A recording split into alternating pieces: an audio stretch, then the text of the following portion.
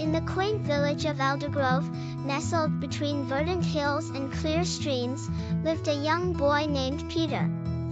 With tousled brown hair and mischievous eyes, Peter was known for his adventures and curiosity that often led him into small troubles. However, what set him apart from other children was his genuine heart, which had been nurtured by his grandmother, the wisest woman in 𝙆𝙤𝙪𝙾. Peter's grandmother, whom everyone affectionately called Granny May, had a simple yet profound philosophy. Granny May often said, "Truth is the echo you leave behind, and kindness is the ripple that spreads far and wide." Inspired by her words, Peter aspired to embody these virtues, even if it was challenging at times. One sunny morning, as Peter was exploring the edge of the village, he came across a small, tattered bag lying next to a path. His curiosity piqued. He opened it to find what seemed like a fortune, a golden bracelet encrusted with shining rubies. Peter's heart raced with excitement and fear. He knew finding such a treasure was extraordinary, but Granny May's words resonated in his mind. "Truth is the echo you leave behind." Conflicted, Peter decided to take the bracelet to Granny May for guidance.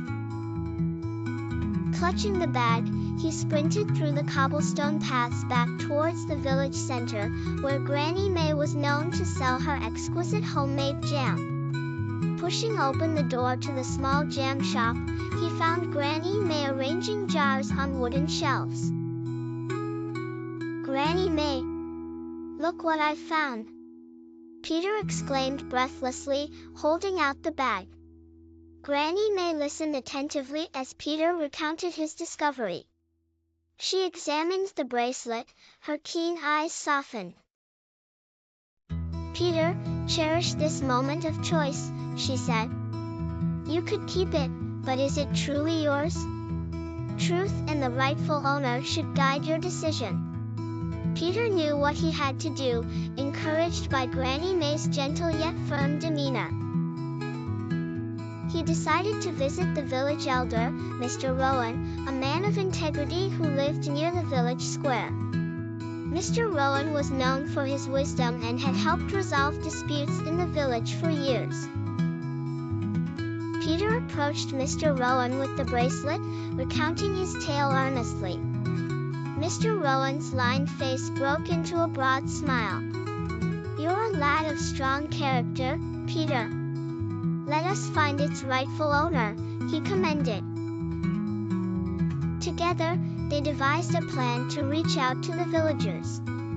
A notice was put up in the village square calling for anyone who might have lost a bracelet to come forward, ensuring enough details were shared to allow identification without revealing the bracelet's unique features. Days passed, and villagers speculated on the origins of the bracelet.